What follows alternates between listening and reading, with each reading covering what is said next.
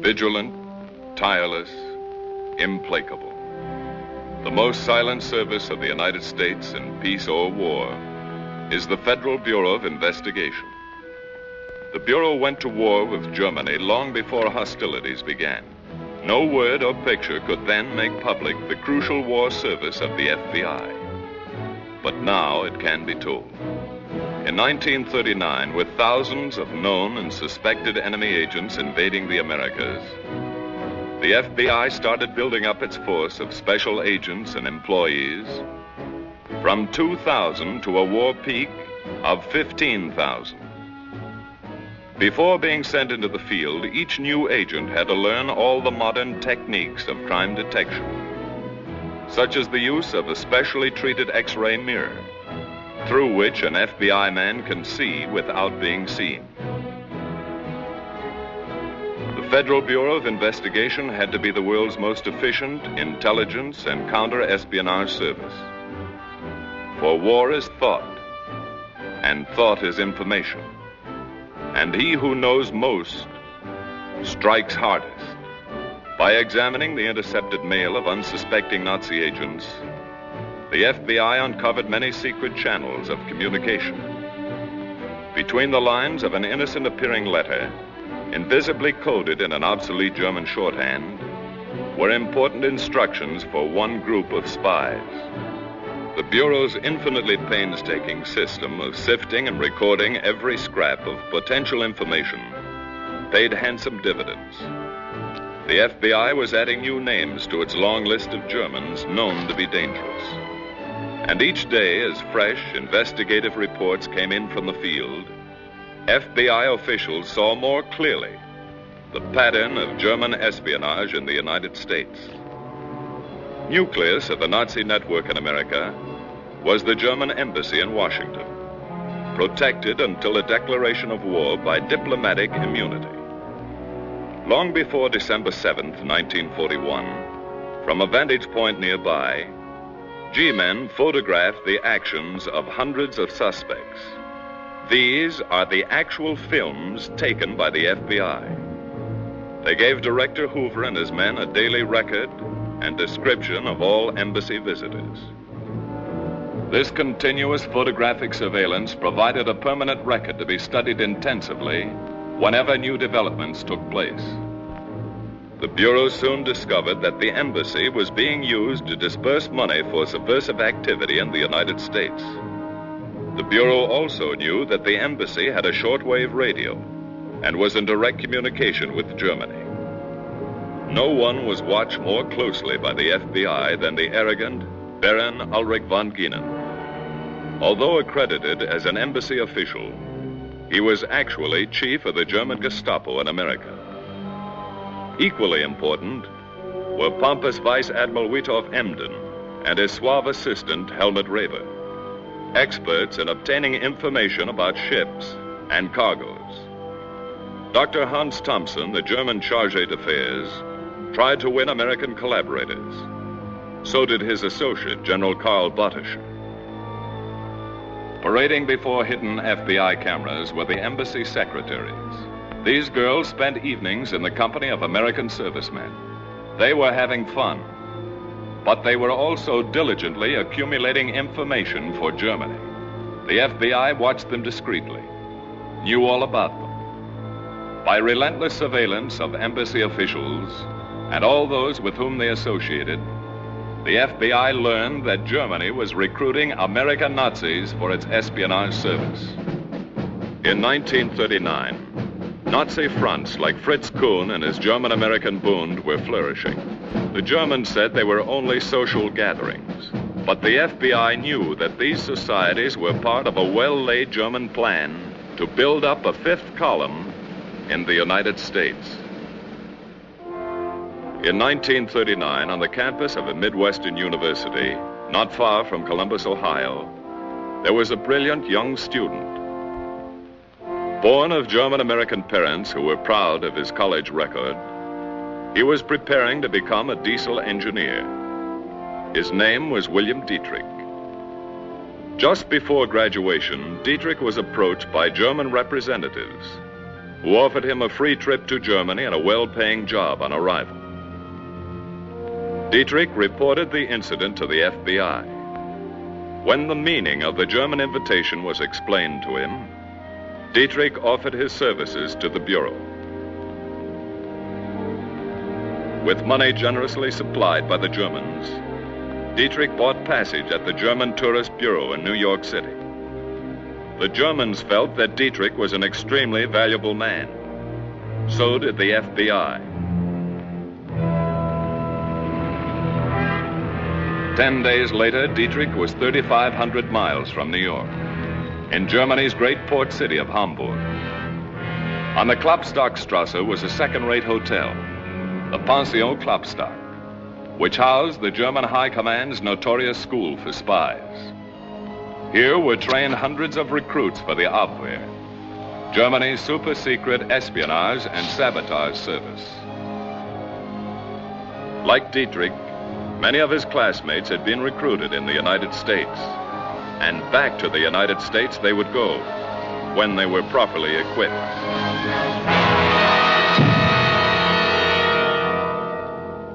Synthesis of the FBI's counter-espionage offensive in World War II is the Christopher case, which opened, as great cases often do, by accident, a little accident, at Bowling Green in New York City.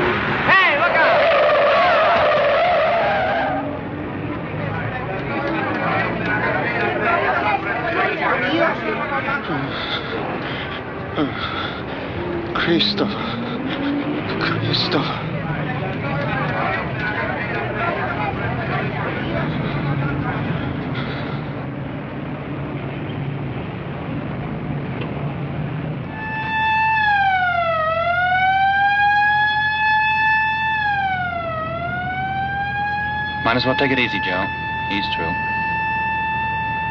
Somewhere in the dark web of war was Christopher, the dead man's companion, the man who had retrieved his friend's briefcase and vanished.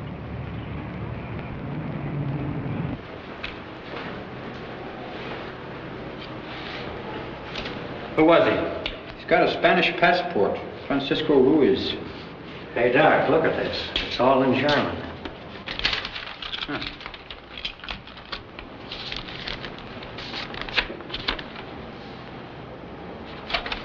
Stuff about ships, I think. And here. Brandkerngeschoss. That means incendiary bullet. Weight, 148 grains. Load, 46 grains. DuPont 1127 powder. Can you read Spanish, too? Something funny about this. We better get his fingerprints and turn them over to the FBI. Fingerprint.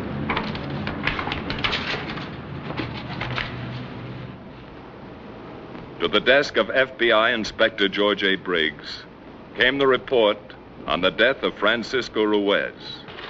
In the FBI Identification Division are nearly 100 million sets of fingerprints, so organized that it takes less than 5 minutes to identify a set of fingerprints with those on file. No fingerprints were listed under the name of Francisco Ruiz, but regardless of name, once his print was classified, a search for the individual's identity was a simple matter.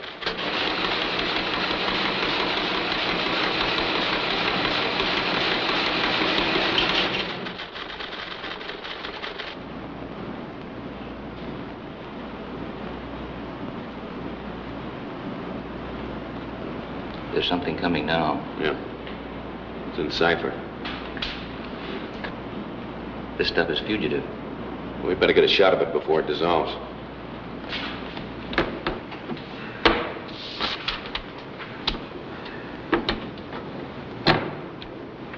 Set? Okay. Send a copy to cryptanalysis. Yes, sir.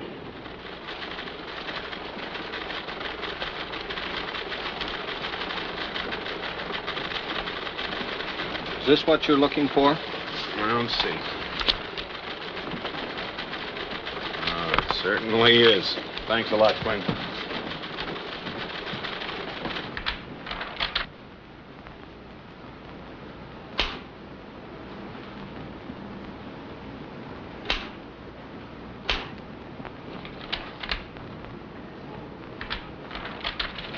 Here it is, Mr. Briggs. Oh, thanks. Herr Christoph Wirzig auf Prozess 97 konzentrieren. Herr Christoph wird sich auf Prozess 97 konzentrieren. That translates, Mr. Christopher will concentrate on process 97. What's that? Oh, Herr Christoph, Mr. Christopher will concentrate on process 97. That's all? That's all. Thanks. Thank you. Inspector Briggs knew that the most important American military secret in history was Process 97. Set up a conference with military and naval intelligence immediately. That's all.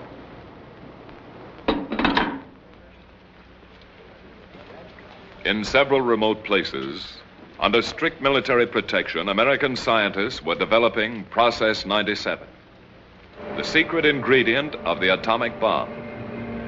An explosive derived from the metal uranium, so powerful and devastating that one relatively small bomb gave promise of having the destructive power of 20,000 tons of TNT.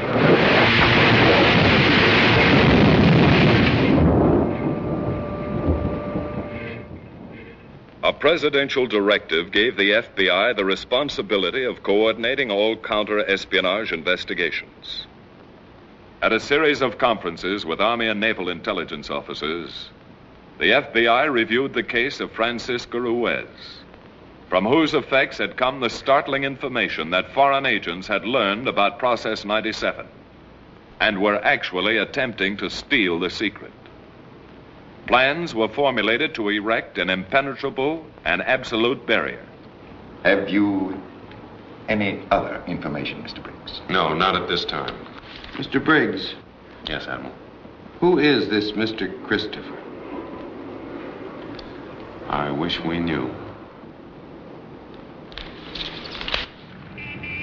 Meanwhile, after 6 months of intensive training, Dietrich had completed his course at the Pension Klopstock and was ready for assignment.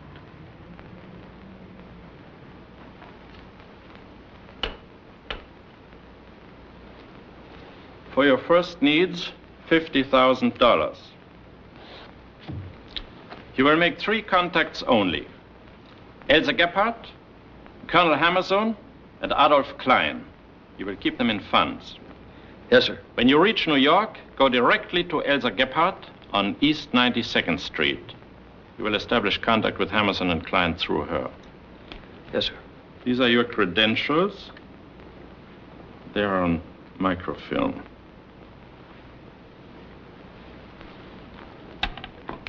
You will need these: draft card, registration, classification card, birth certificate, driver's license, New York State, Navy and Army discharge papers, Social Security card. No one could tell them from the originals. One thing more. There is one person in the United States who can countermand the orders I have given you. If you receive instructions from Mr. Christopher, abandon whatever you may be doing and place yourself entirely at his disposal. Mr. Christopher. Is all of this clear? Yes, sir.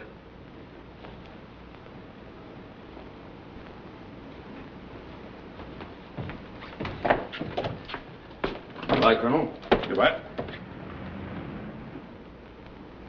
Within a few days, Dietrich was in Lisbon, Portugal, communications center for international espionage. He went immediately to an address given him by the FBI.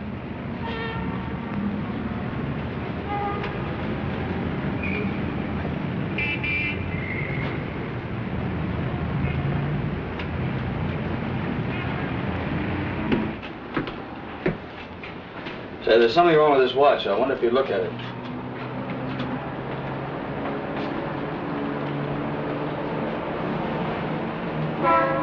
I'll have to examine it. Would you please?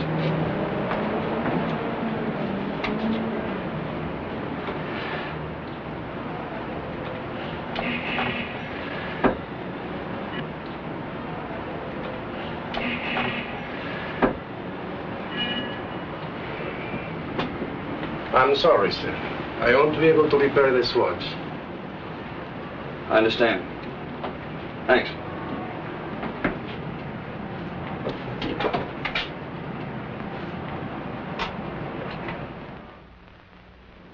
"32 hours later, a special courier coming by transatlantic clipper brought Dietrich's credentials to FBI headquarters in Washington.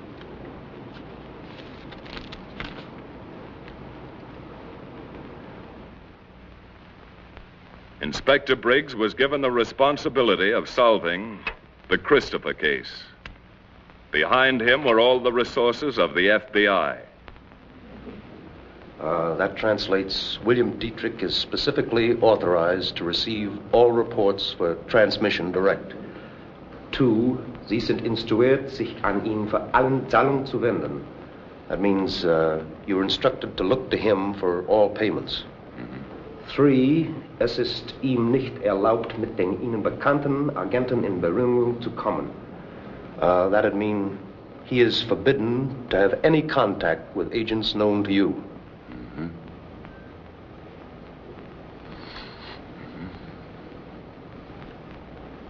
Change that last line. Change it to read, he is authorized to contact all agents known to you.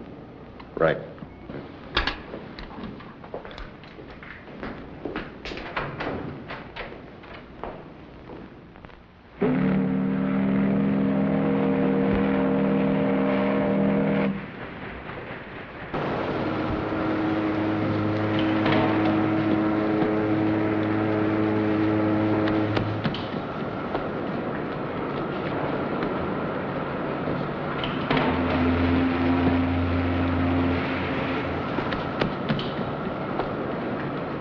Is that a new watch?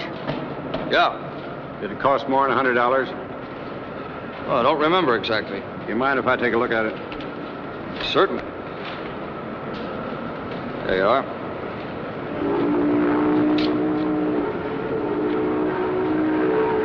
What's the value of this watch?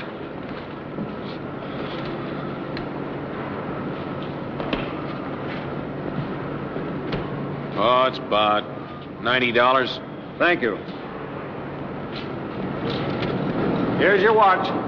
Oh, thanks.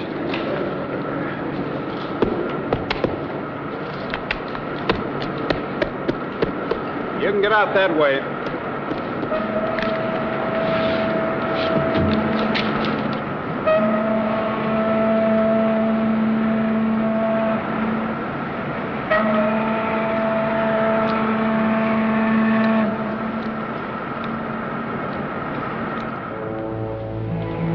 Just off Madison Avenue in uptown New York, there was a 5-story dwelling. This was soon to become known among all FBI men as the house on 92nd Street.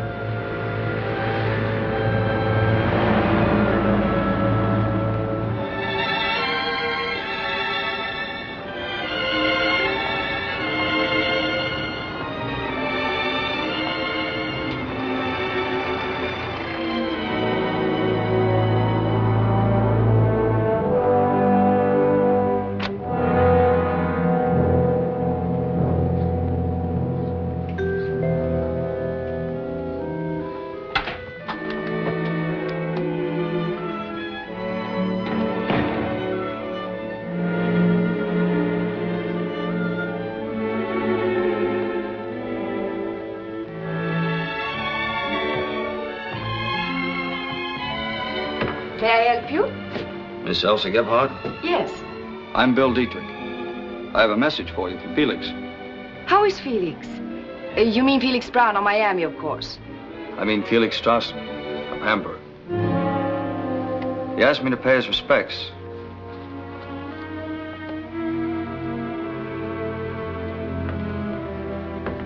To give you these. Would you care to sit down? Thank you.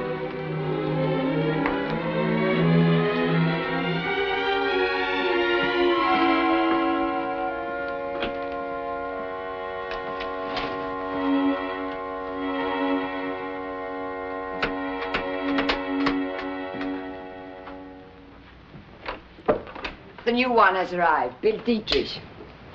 I have his credentials here. Max, turn off the light.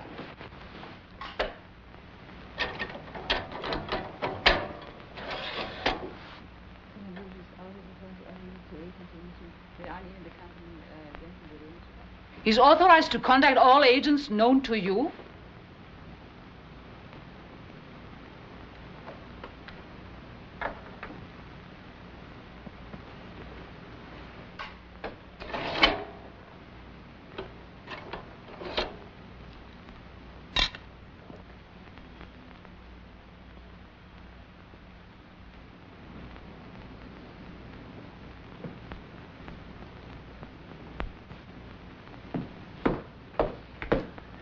Everything all right? You'll want your credentials back. Yeah. I brought you some money. You know what I'm going to do over here? I've been expecting you. I understand you can help me make certain contacts. Yes. We can start right away. Would you come with me?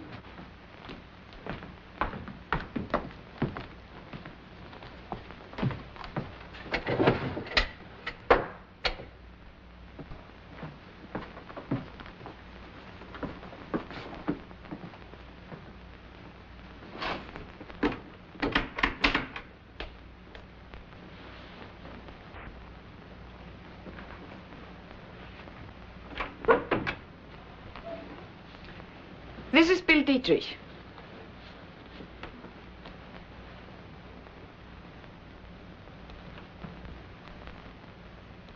Where'd you come from?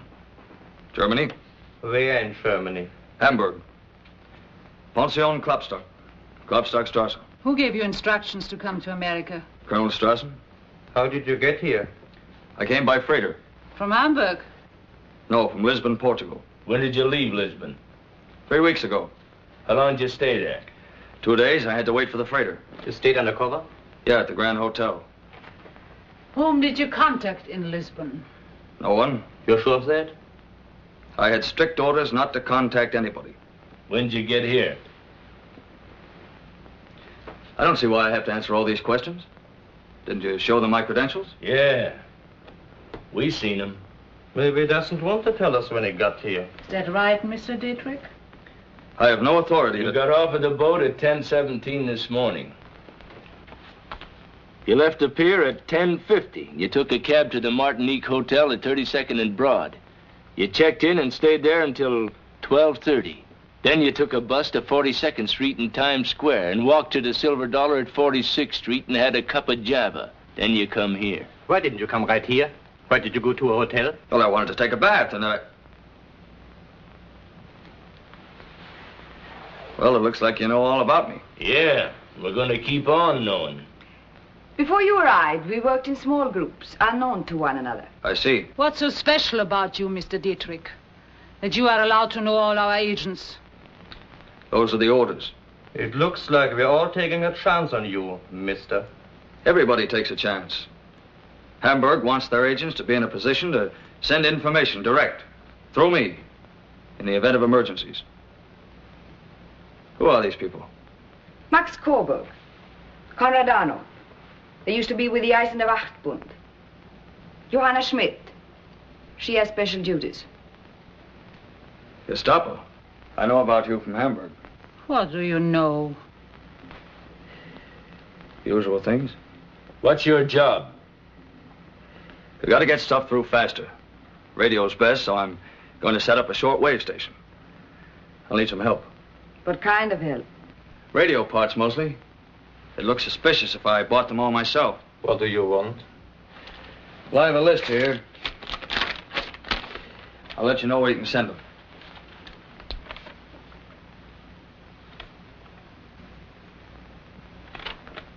This stuff is hard to get. I know, but Hamburg needs a station here. Conrad will get them for you. As soon as I find the right location, I'm going to open up an office. People with information can contact me there. Send me word as soon as you're ready to operate. I'll get it to the others. I want to contact a Colonel Hammerson. I can arrange that. I have some money for him.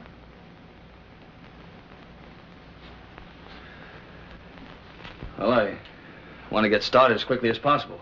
Certainly.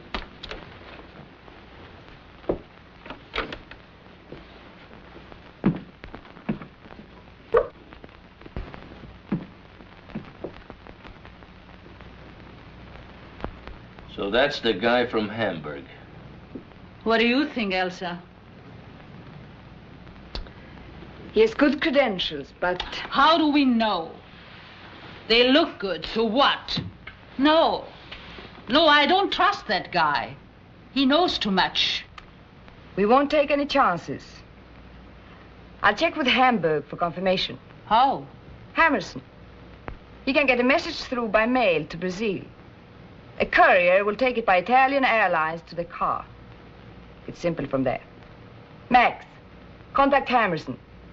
Tell him I want to see him today. Yeah.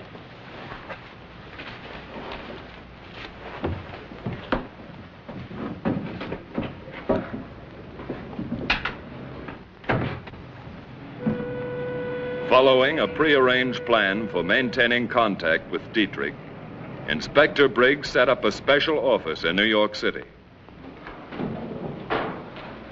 Here's some air raid literature for you to pass out. Right. Now, I want to know who actually lives in that house and what floors they live on. Shall we get a layout of the outside? No, we'll get that later. Okay, we'll get right up there.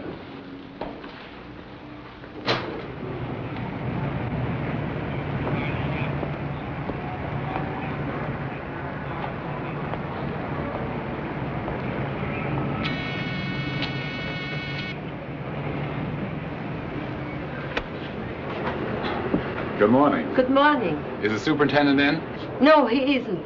Can I help you? I'm his wife. This is in regard to air raid precautions. Air raid? We are at war? No, not yet, ma'am. We hope, of course, we won't be. But if war should come, all of us want to be ready. Yes, of course. We're making a survey of everyone living in this block. What is your name, please? Castle. Frida Castle. Would you let us know who's in the apartments here? Just Miss Gebhardt. She rents the whole house. She has a dress store. Miss Gebhardt, your husband, and yourself. That's right. Are you here most of the time? Yes. My husband is a pianist. He goes all over places. I see. Well, I guess that's all. Oh, here's some air raid literature if you'd like. Yes. Be particularly careful about lights. Yes, sir.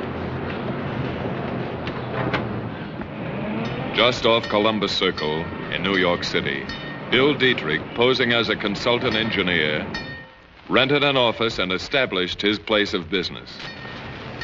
The office looked legitimate. He was almost ready to receive callers.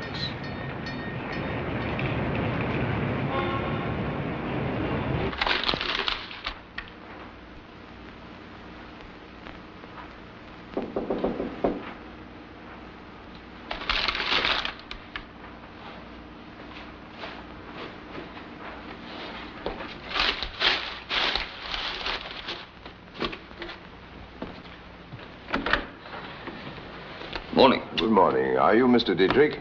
That's right. I believe we have a mutual acquaintance, Felix Strassen. Come in.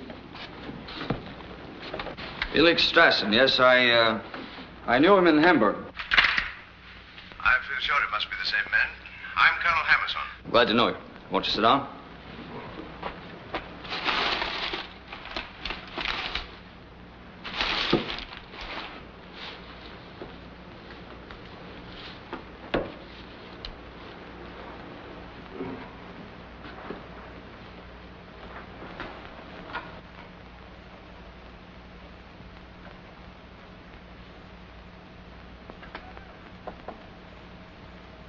Looking for something, Colonel? I'm just naturally cautious.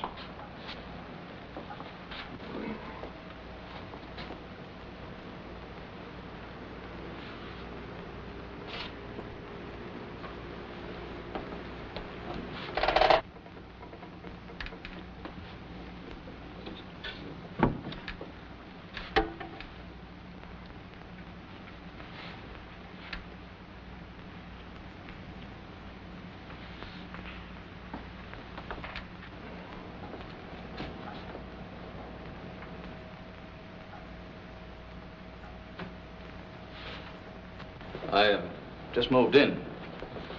Things are a little bit upset. Yes, I see. I have something for you. It's a microfilm. From Felix. It confirms you have funds for me. And you have something for Hamburg. We'll see. You must have good sources of information. I've had considerable experience. You've heard of me, of course. Oh, yes. During the last war, I worked with Captain Boyet, Fritz von Papen, Count von Bernstorff. This time, the stakes are higher. The personal danger proportionately greater. With my record, I'm very careful. You been here long? Not very long, no. They supplied you with adequate funds. I can pay for information. That's in the credentials. Takes a great deal of money, you know. We're willing to pay. I think perhaps Hamburg might be interested in an entirely new type of gun the United States Army is testing. It's a wonderful gun. I've seen it. Mm-hmm. It projects an anti-tank rocket. Guiding fins are folded inside the barrel. Here are complete details of recent shipments of Bell Air Cobras and Curtiss P-40s to England and Russia. This is special information on the new Lockheed P-38s. The speed and armament of this plane is strictly secret.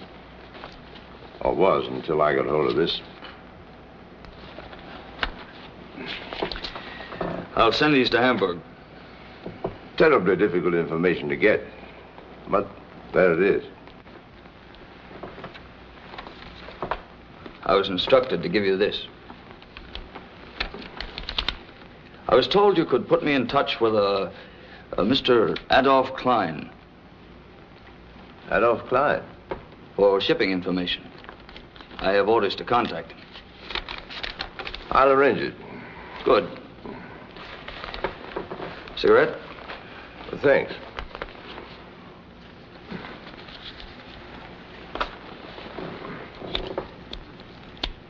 How can I get in touch with Christopher? Why? He's my boss. I've never even met him. He's my boss, too. Yeah? I haven't met him either. You'll take care of me on Klein. Oh, yes. Where'll I find him? I'll contact him and arrange a meeting. When will this be? I'll let you know.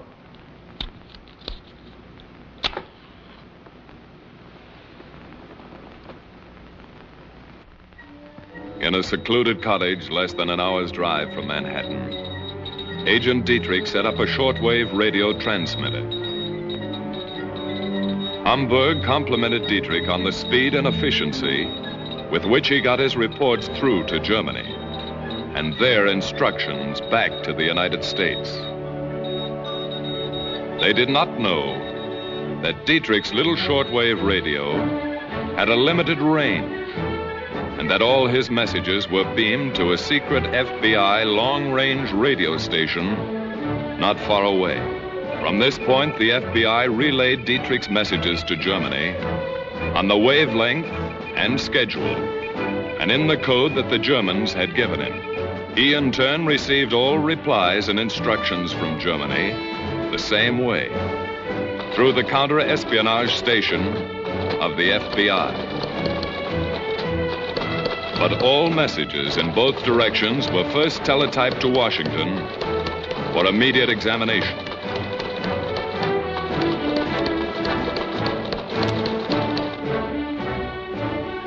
All messages to Germany were held before relaying until the Army and Navy had rendered them harmless, or perhaps had skillfully doctored them to mislead and confuse the German High Command. Besides operating his radio station, Dietrich extended his contacts with the German spy ring. As their payoff man, the enemy's agents had to come to him. Some tried to sell information of no importance. Others brought highly secret data. The FBI's hidden movie cameras and microphones recorded all Dietrich's visitors.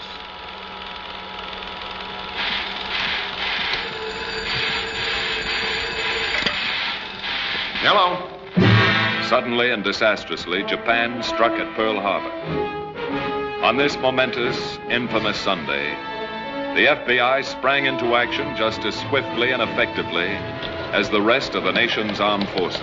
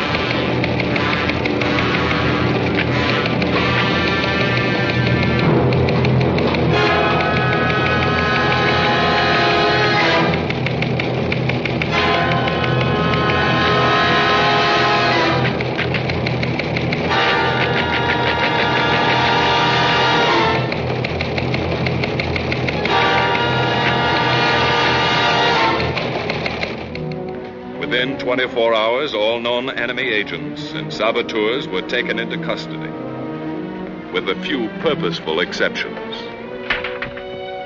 Important agents like Colonel Hammerson, Elsa Gebhardt, Konrad Arnulf, and Johanna Schmidt were left at liberty. This was to justify the continued liberty of Bill Dietrich, and because, watched closely, they could still help more than harm the American people. They still knew, or might know, things and people not yet known to the FBI, such as Adolf Klein and Mr. Christopher.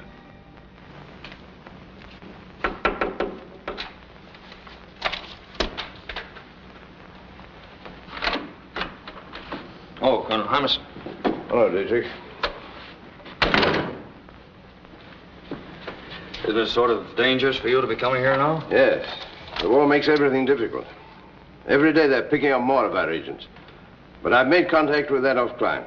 When can I see him? Immediately. You'll have to come with me now. Good.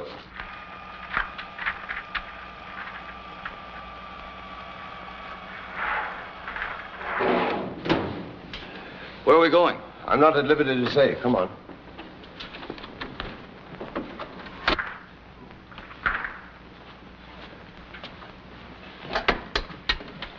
Calling car 70. Calling car 70. Come in, car 70. Over. Car 70, standing by. Over. Mr. H going down an elevator with D. Mr. H going down an elevator with D. Follow and advise. Over. Okay, will do. Off and clear.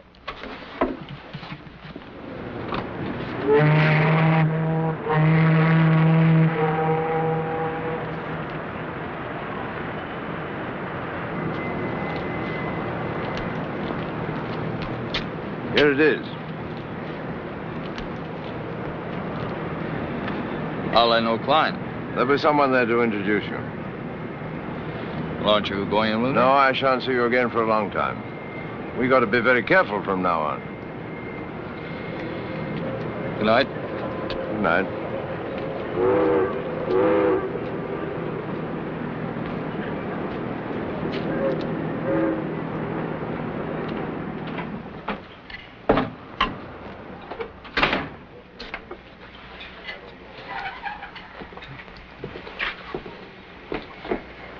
evening. Hello? Mediator of Klein. How are you?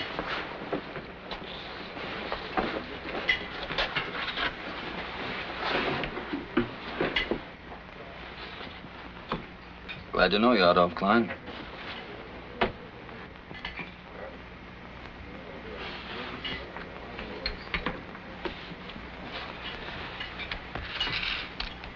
And Felix.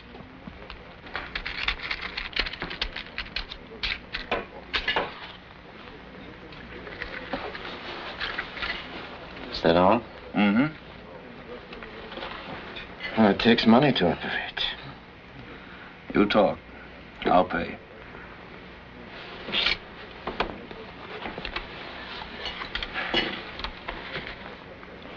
The Britannia sails for England tonight.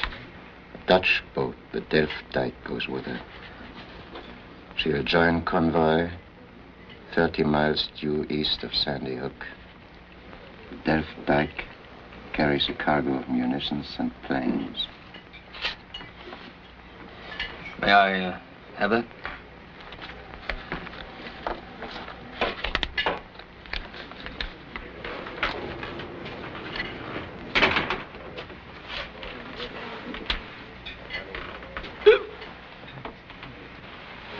Who is that? It's Gus Hausman. He works for me. He's drunk. He is a good man for information when he isn't drinking.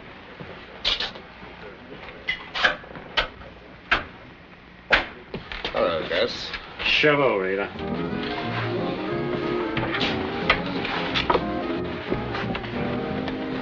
Who are these people? They're friends of mine.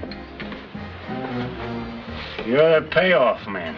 Is that right? That's right, Gus. He's going to take good care of us. Take care of you. You know where he gets his dope on ships, don't you? I give it to him. That's where he gets it. Who's going to take care of me? Oh, come on, Gus. I'll buy you a drink. I'll have a drink. How would you like to know that Queen Mary's back again? She's loading 40,000 drums of oil. How would you like to know where she's going? Australia, that's where she's going. And she's full of troops. How much dough is that worth? I pay Klein. He'll take care of it. Oh, you pay Klein. Who pays me? I'm going to take care of you, You Gus. take care of nobody. You gonna pay off? He'll have to operate through Klein. Okay. Let's forget the whole thing. I know where I can get some real dough. Maybe I'll just spill the inside story on what's going on around here. I don't know who you are, sister, but tell me again when I come to see you. I'll bring you a nail file to cut through the bars.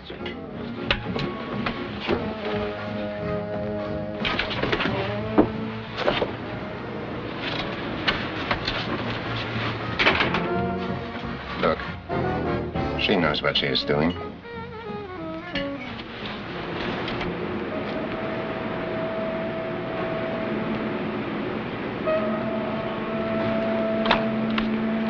Hey, bud. Got a match? What? You got a match?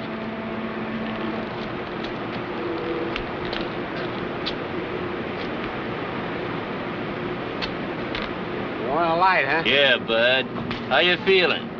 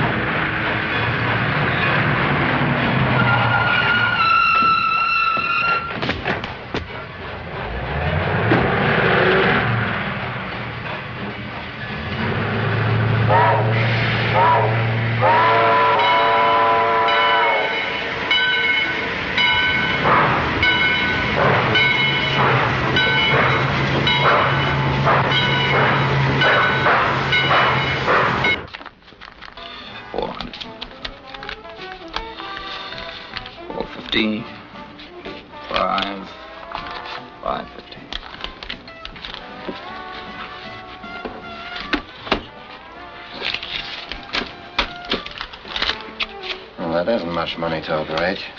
I've got to pay a lot of people. You'll be paid well enough. You, seen Mr. Christopher lately? Hey, who are you? You were told about me? Don't you trust me? Well, you're fooling around with a lot of stuff that's none of your business. Now, wait a minute. I thought it was I've got to be sure that my information is getting through. That's my job. Maybe. But I got to be sure. I'm going to send my information through Mr. Christopher. I'm working for Christopher. And what are you asking about him for? Well, the war's changed things. Only Mr. Christopher can change things. Well, that's the way you want it. That's the way it's going to be. Well, you're sticking your nose in things, you might take a little trip with Gus.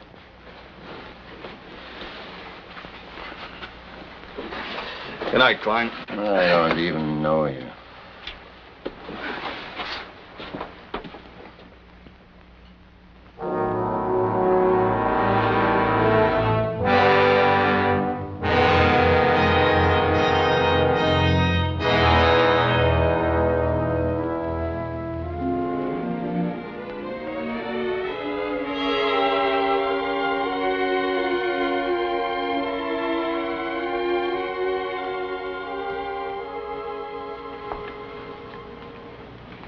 Where have you been? I just came from the office. Where were you last night? The radio station? Weren't you supposed to meet Klein last night? Yeah, I met him.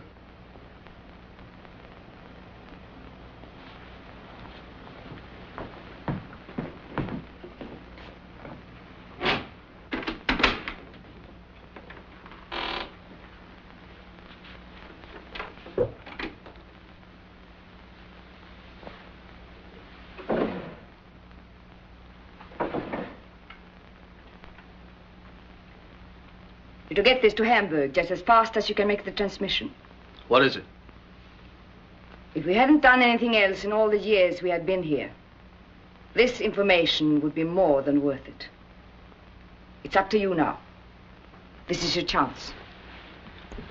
I'll get it through. Cigarette? Thank you, I don't smoke.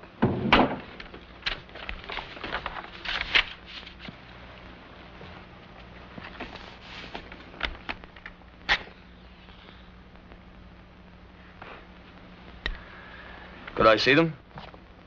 You'll have these papers back here tomorrow night.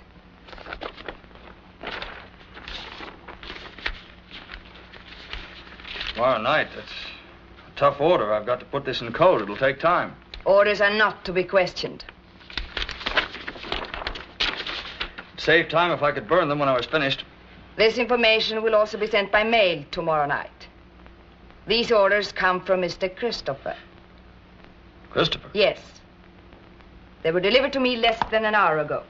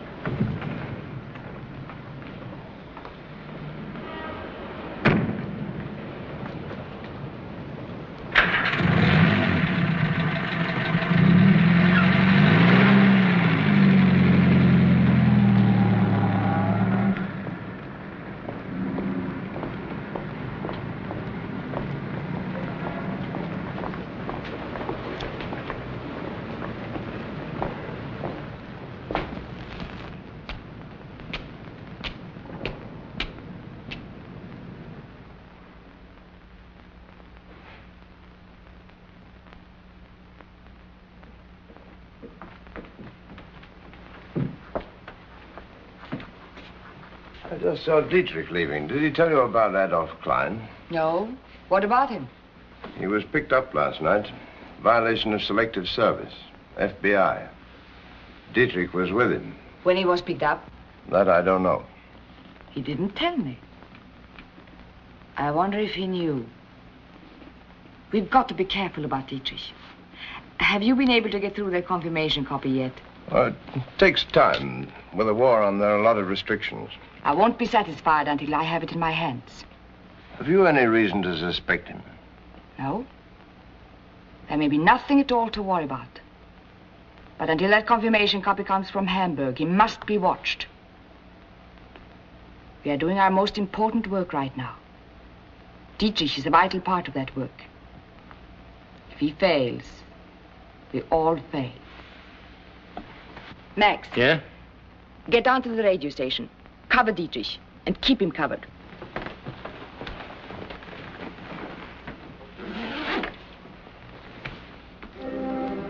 Less than an hour after Dietrich received his instructions from Elsa Gebhardt, an important envelope reached Inspector Briggs.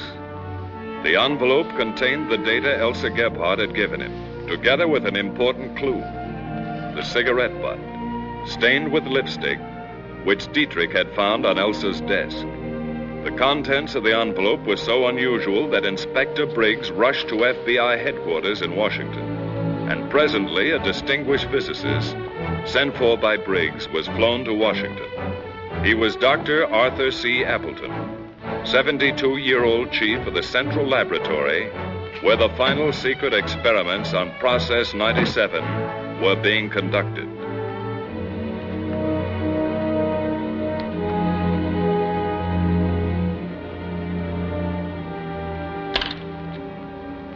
Gentlemen, these papers contain data on Process 97. It is appallingly accurate. These are details of experiments which we made barely 2 days ago. Dr. Appleton, we must send this information on through to Germany. Now, would it be possible to change a few details in order to set their scientists off the track without arousing the slightest suspicion? Of course it is. It would? We've been thrown hundreds of times ourselves by the slightest error. Now, we're going to need your help to change that data. Do you think you can do it tonight? I can start immediately. Inspector Briggs ordered the Central Laboratories placed under strict and continuous surveillance. Through an X-ray mirror in the rear of an ordinary delivery truck, movies were taken of even the most trusted individuals working on Process 97. This method of surveillance enabled the 400 FBI agents now assigned to the case to become familiar with the faces of every worker permitted to leave the plant. This facilitated the FBI's difficult job of tracing all of their activities and all of their contacts.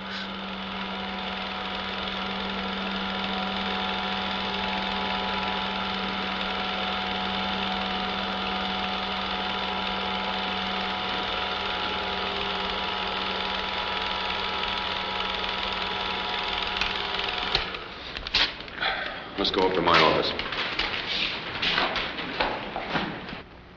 The cigarette which Dietrich was shrewd enough to take from Elsa Gebhardt's desk was examined by FBI technicians. Without a doubt, the woman who had delivered the data from Mr. Christopher was the woman who had left the cigarette. It was still the only lead to her identity. First, a portion of the stained cigarette was examined by spectrograph to determine what properties it contained.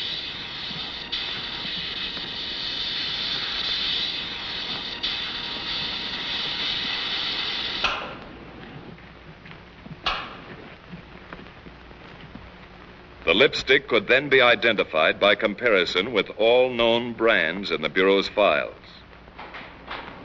That's fine. Send it along as soon as you can. Here's the lab report on the lipstick.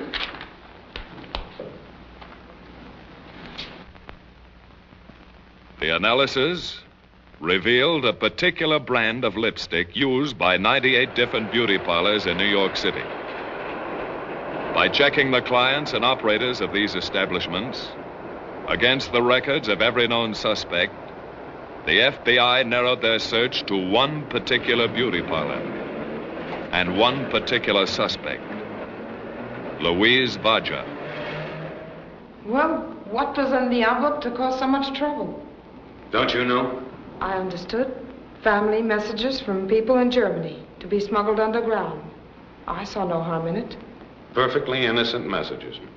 That's all. Now, let's stop this little game and get down to real honest facts. I've told you the facts. We know a great deal about you, Miss Vodja. You once worked on a North German Lloyd liner. You were a hairdresser. You used to bring across letters from Germany and mail them when you got ashore. I never knew what was in them. They were letters of instructions to German agents in this country, and you were working as a courier for the German Secret Service. Right now, you're what we call a sleeper agent. You were planted here a long time ago by the Nazis.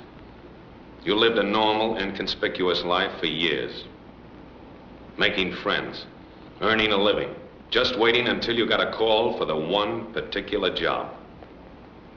And they saved you for a big one. But you made one mistake. You took the trouble of becoming an American citizen. And that, Miss Vodja, makes you a traitor. I've done nothing since the war began. Nothing, I swear it. All right, now let's get back to this envelope. Where did you take it? I was told to take it to a house on 92nd Street. And who told you to take it there? I don't know. Could it have been a name like Mr. Christopher? I don't know that name. Are you sure? Yes, I know the name, but I don't know who he is. I've never seen him. Have you ever delivered messages any other place? Just the house and to a bookstore. Bookstore? If something goes wrong, I deliver the messages there. What bookstore? It's on 59th Street. I think the name is Lang. Aren't you sure? Yes, it's Lang's bookstore. You have a friend who's a scientist. He's engaged in very important war work. What is his name? I have no friend. Yes, you have, because he visits you at your home.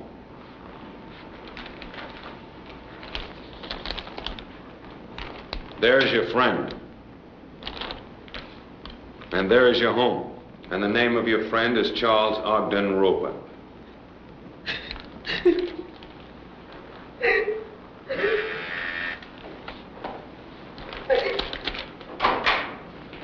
You keep this young lady in custody.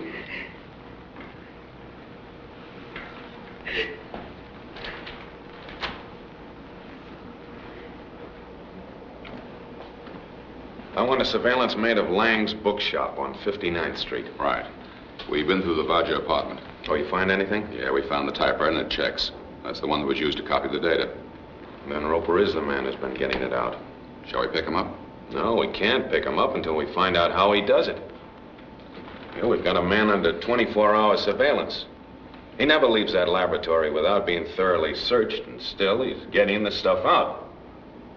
That's our problem. That's what we have to solve. How does he do it? How does he do it? The following day, an unusual message from Germany was picked up by the FBI monitoring station and relayed on to Dietrich. It was also teletyped to Briggs.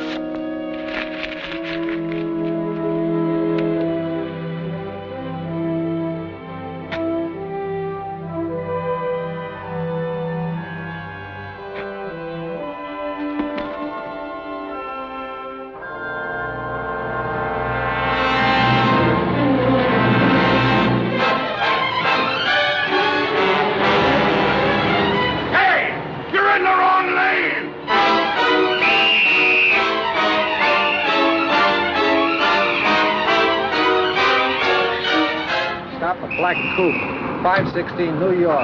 Last three numbers, one man driving.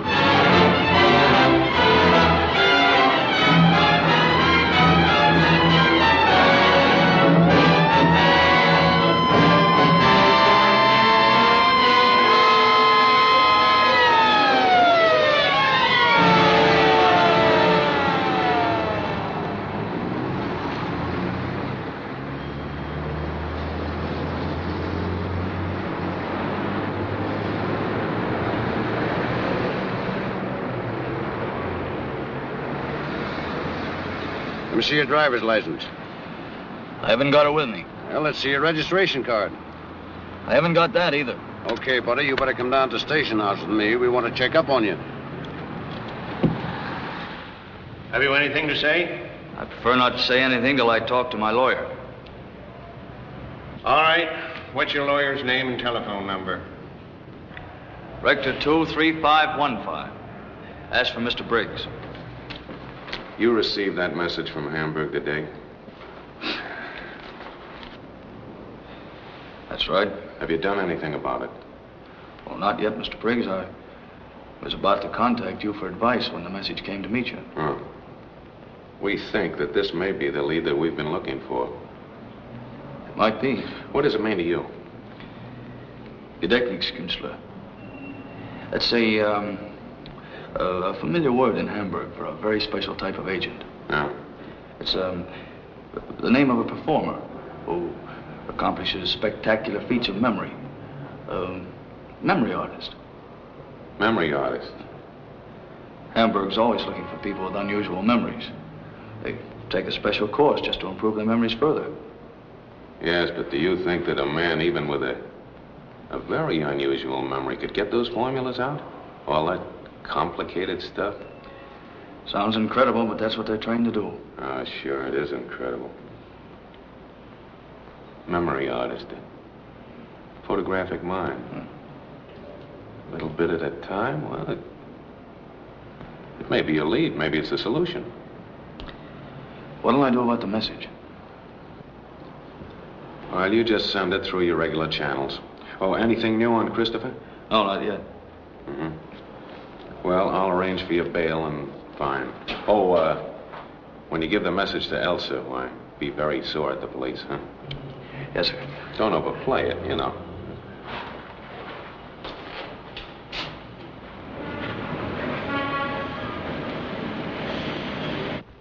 The FBI had to know every detail of Charles Ogden Roper's life. Yeah, I remember that crazy act, but I can't remember the name. Never could remember names. Does this sound like it? Has performed in clubs, Sunday school entertainments, banquets, special parties. Demonstrates amazing feats of memory. Oh, don't pay any attention to that. They always write their own. Performs amazing feats of memory. What kind of feats? What's the angle? Well, you see, people call for things from the audience, you know. They want to hear stuff out of highbrow books. You know, this guy can keep 14 games of chess going at the same time. Chess? Boy, there is a lousy game. But 14 games going at the same time would take a remarkable memory. Sure it does, but it ain't box office. I'll take this along. You'll get it back. Don't worry, brother. That act is out of date.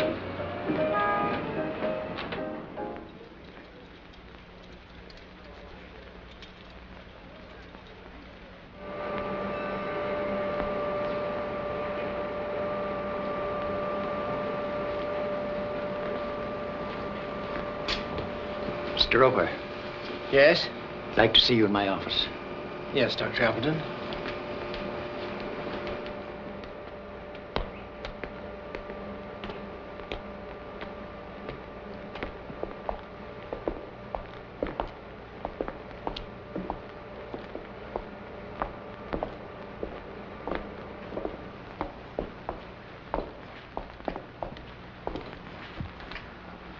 This is Mr. Briggs of the FBI. Mr. Roper, my credentials. Sit down, won't you?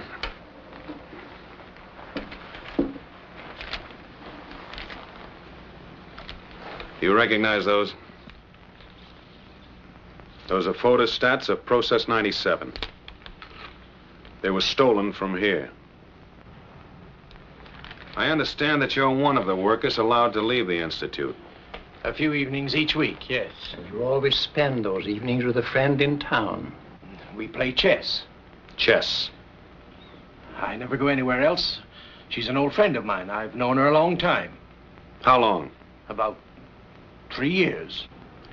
Shortly after we intercepted this data, $5,000 was paid into your bank account. That money was from securities I'd sold. Doctor, what do you want to know? This gentleman thinks that you memorized parts of that formula before you left here. And when you got to your friend's house, you set them down. We know all about you, Roper. We've traced you back to the day you were born. We even know the approximate date that you're scheduled to die. You might be interested in this. That's an intercepted message direct from Germany. It'll save a lot of trouble all around if you'll cooperate with us.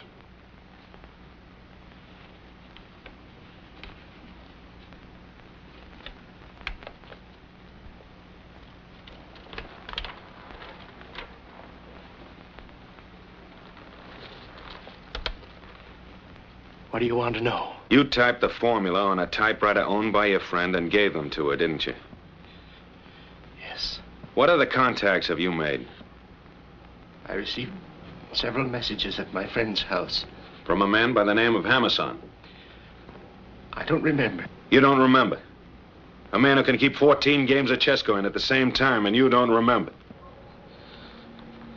You've been playing with a very dangerous group of German agents. We know. We've seen them work. They don't mind murder. You were the next one on their list, as soon as you finished your job. Did you ever get a message from a man by the name of Christopher? Yes. Now, isn't it possible that Mr. Christopher and Colonel Hammerson are one and the same? I don't know. I've never seen either of them. Did you ever deliver Process 97 data to any other place besides Louise Vache's apartment? Yes, after she was arrested, I received instructions to take the data to another address. I made my last delivery this morning. And where was that? Lang's bookshop on 59th Street. I put the material in a book. What book? Spencer's First Principles. And what was it you delivered? What was it, Roper? I gave them the latest data on our final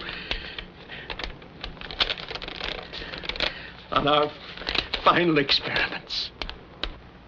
Thank you, Doctor.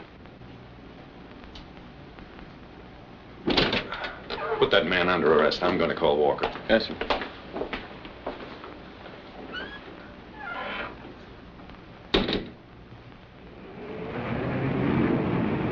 For some time, Lang's bookshop on busy 59th Street was under constant surveillance. Every person who entered or left the store was being photographed by FBI agents from an office directly across the street.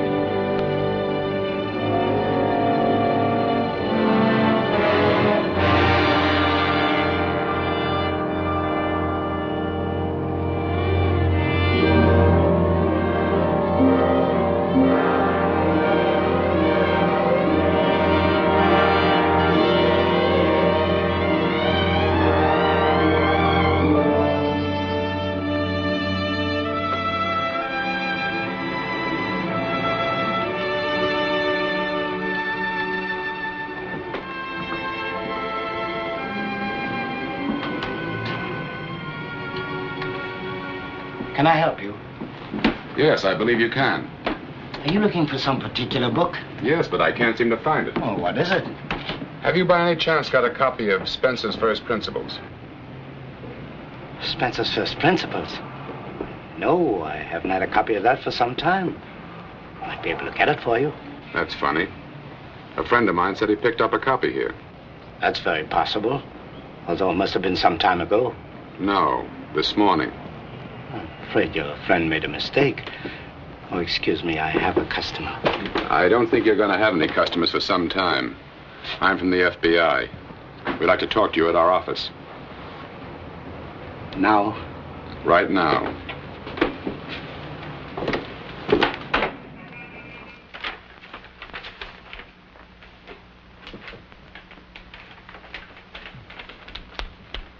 Johanna, We've got to get this through today. Where's Bill? At his radio station. Now, you and Conrad take this out there. Stay there while he puts it into code. Make sure that he sends it, because everything depends on you getting that through. He'll send it. Then bring it back here. Has the confirmation copy on Bill come yet? No.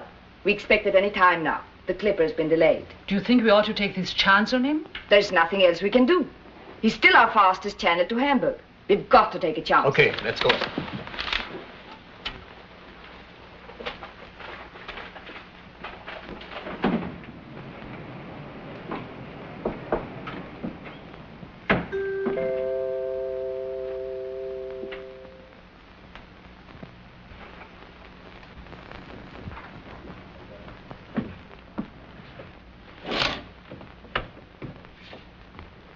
Where have you been?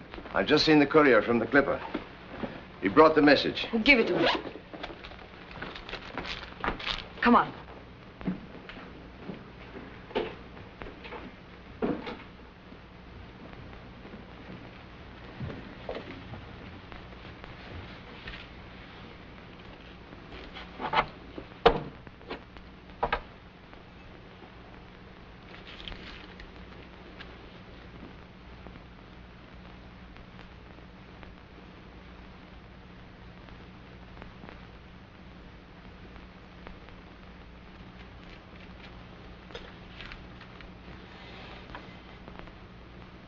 William Dietrich ist ausdrücklich bevollmächtigt, alle Berichte zu bringen.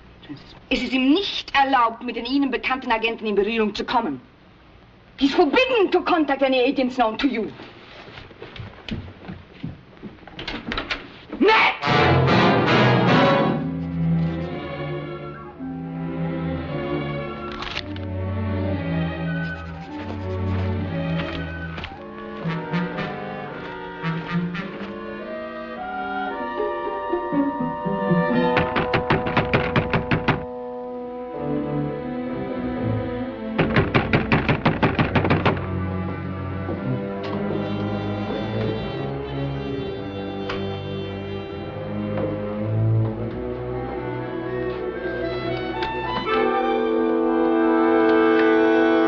We have a message for you. You got no business to come here. We were ordered to come.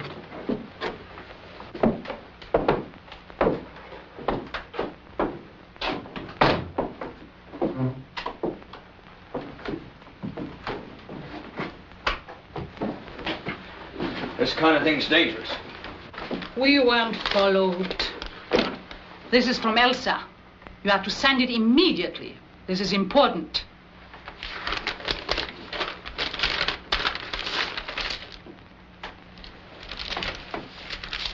I have to put this in code. That takes time. Do it right away. Wait a minute. Did you say you can reach Hamburg with this? That's what he said? You are crazy. Look at the coils. They're only 2.5 meters. This wouldn't carry more than 20 or 30 miles. This isn't the stuff we got you. That's right. I made a few improvements. This setup wouldn't carry across the Atlantic. How do you know?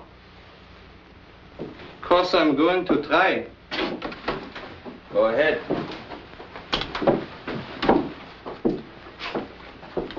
The call signal's AOR.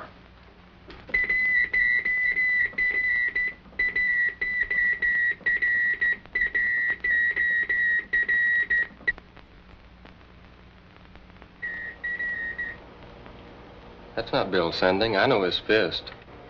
Better answer it.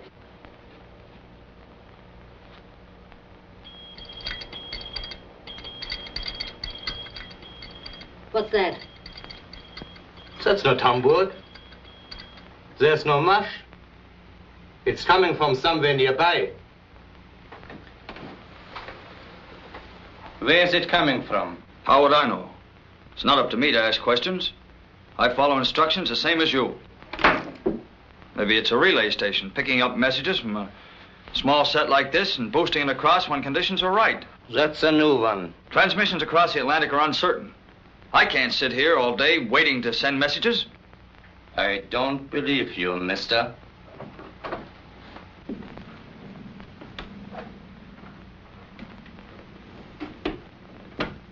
Elsa wants to see you.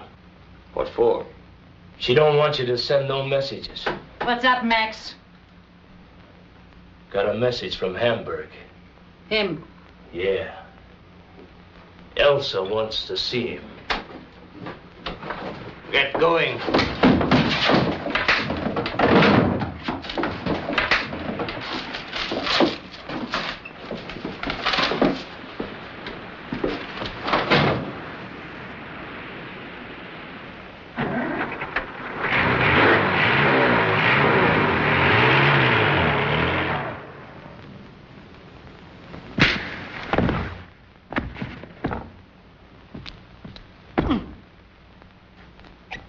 What'll that do?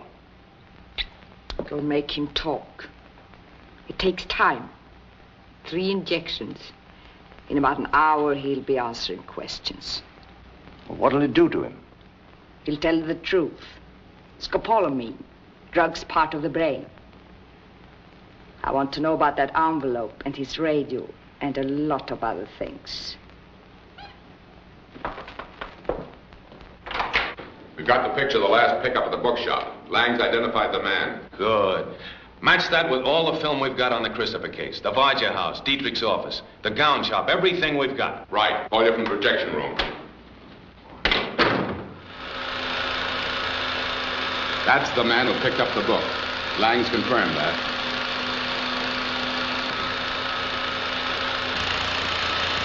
And that's the match.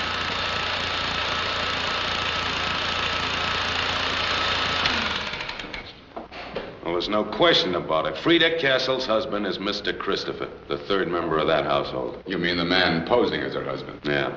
Come on. We're going out and pick up Mr. Christopher.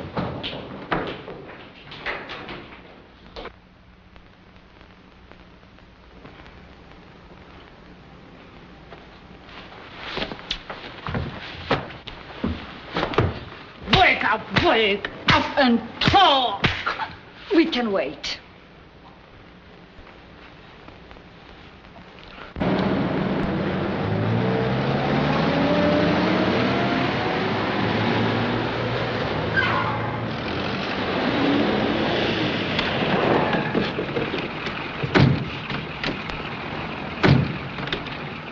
You're not going anyplace. Come on.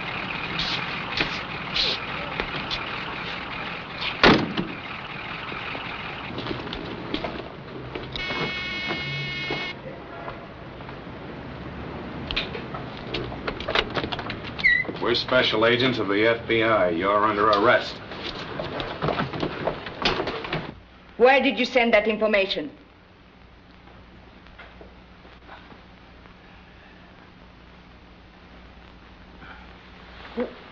Give him another shot. That won't do any good. Well, he's no good to us as he is.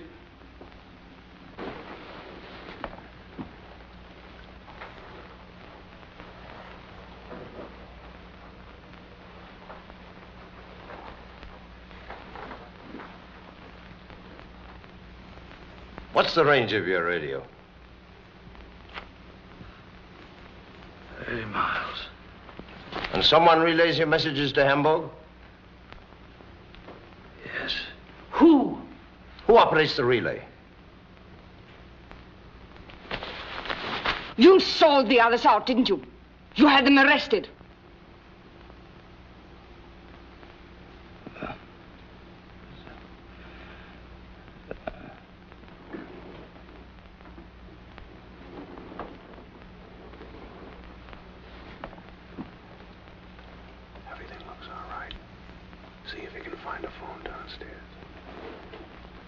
If he doesn't tell us what we want to know, shoot him.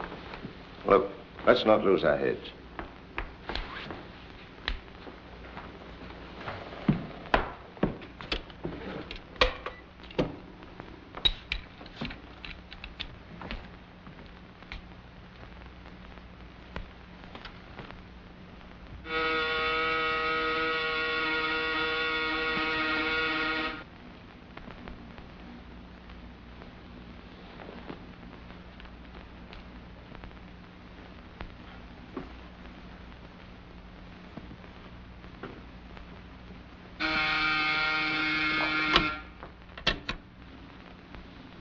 Yes?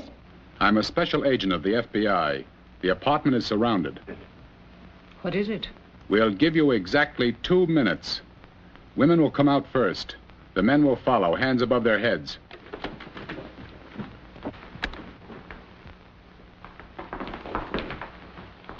It's the FBI.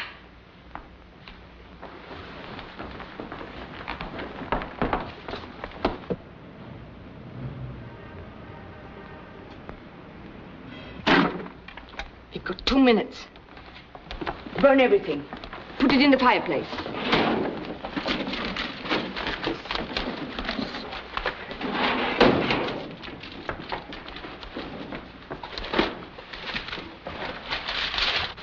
Joanna, give me the papers on Process 97. We've already failed once today. We cannot fail again. Nothing matters except getting this information through. Our lives, nothing. There's one chance left. To contact the courier from Hamburg. I've got to get out of here. You'll have to cover for me. Delay them all you can. It may mean the lives of every single one of us, but this information must be on its way to Hamburg tonight.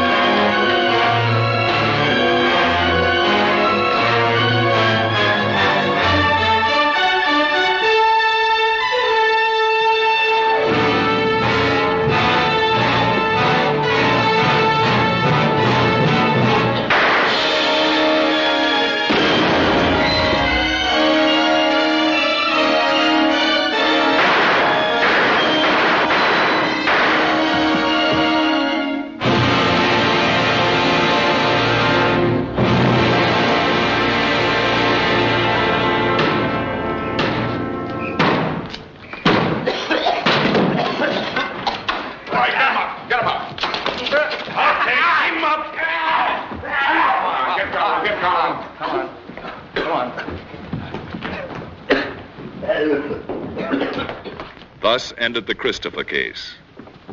Elsa Gebhardt, alias Mr. Christopher, was no more successful than other foreign espionage agents.